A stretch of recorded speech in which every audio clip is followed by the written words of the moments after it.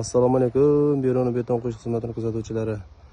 Mana biz yana bir ishimizni bitirdik. Bu ishimiz Beruni Sopqo'z Ahmobay Delta bo'ldi. Saparboy akamning uyi. Bu ishimiz steyashga bordir bo'ldi. Steyashimizning kvadratini kelsak, 1000 kvadrat bo'ldi. Bordirimiz 170 bo'ldi. Bu ketgan narsalarimiz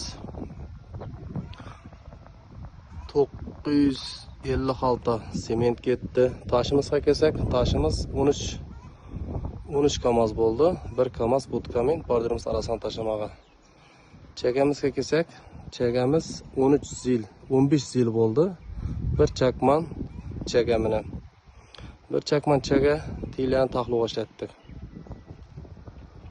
Setki, kulyonki tosh oldi. Shunda общий xarajat quloqqa material bari ichida 130 million bo'ldi. Steyashimizdan qalinroq kelsak, steyashimizdan qalinroq 10 sant qo'ydik. Bordirimizni balandligi 1 metr bo'ldi. Mana meni gulat ishlab berdik. 4 metrdan bo'ldi gulatsimiz. 4 metrni bo'g'ani sababi buni bordirimiz bu yoqqa ketib qolmasin deb har yerdan sho'rliq ishlab ketdik buni. İşlemlerini bir chetdan ko'rsatib chiqaman. Bu yoqqa zaboram ishlab berdik. 30 metr.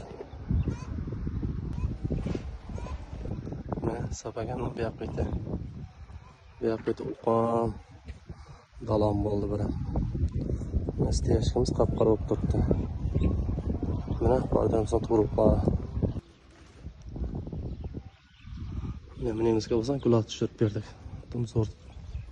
Zo'r tushdi.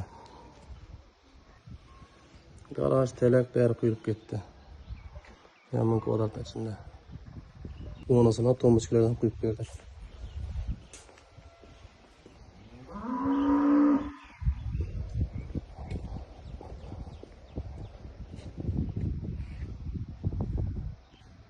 Hem yerga suv og'aliq tosh oldi. Yo'qdan chiqibdi. Mana bordirimiz to'g'riga.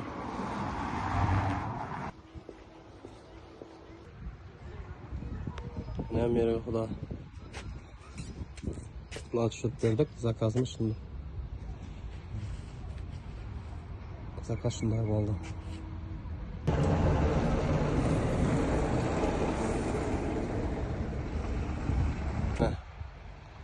Bordirimizning to'riqlari.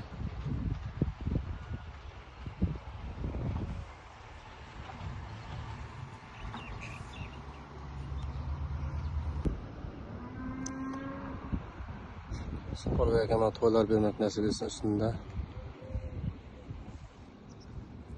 Bunga shunday xizmatlar kerak bo'lsa, Beruni beton xizmatini favorlashaverasizlar.